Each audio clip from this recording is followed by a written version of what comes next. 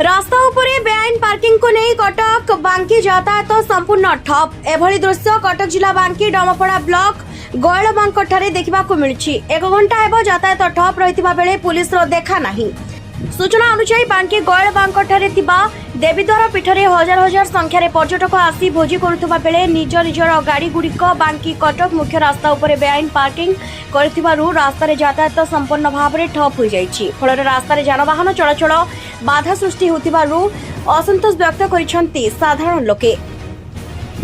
सेपटे 1 घंटा हेबो रास्तार गाड़ी चलाचल मध्य बाधा प्राप्त तासह पुलिस भी देखा नहीं।